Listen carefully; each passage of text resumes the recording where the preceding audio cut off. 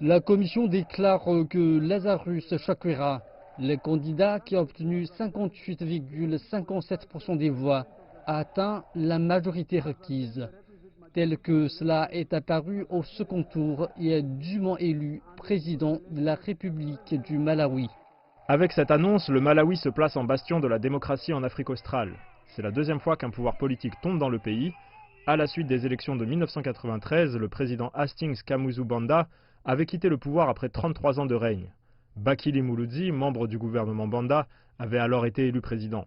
Pour Lazarus Chakwera, il s'agit de la consécration d'une politique avisée et d'un système judiciaire solide qui avait abouti à l'annulation de l'élection présidentielle de 2019 remportée par l'ancien président Peter Mutharika. De la même manière, c'est la deuxième fois qu'un tel événement se produit en Afrique, après que la Cour suprême du Kenya a annulé les élections présidentielles en 2017. Lazarus Chakwera est religieux. Il a grandi, travaillé et dirigé sa carrière politique dans le giron de l'Église, qui a également inspiré son nom. Sa campagne était fondée sur la lutte contre la corruption, largement répandue durant le mandat de son prédécesseur. Nous croyons qu'il s'agit de notre rendez-vous avec le destin. C'est le moment. Le désormais ex-président Peter Mutharika est le frère de Bingu wa Mutharika, qui est décédé au pouvoir en 2012. Il avait alors été remplacé par sa vice-présidente Joyce Banda, dont l'exercice a été caractérisé par plusieurs controverses politiques. Mais après l'élection de Mutharika en 2014, Joyce Banda s'est rangée derrière la coalition d'opposition qui vient donc de remporter l'élection. De fait, la lutte contre la corruption et la refonte de l'agriculture sont désormais les maîtres mots du régime du président Chakwera.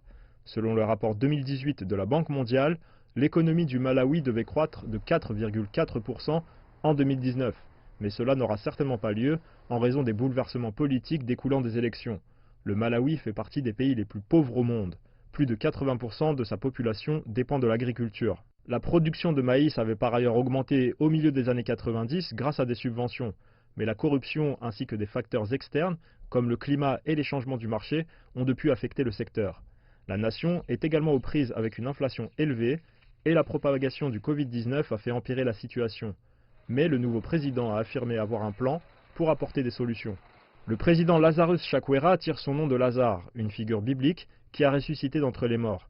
Et à 65 ans, il semblerait en effet que l'étoile politique de Chakwera est en train de s'élever non seulement au Malawi, mais aussi sur le continent africain.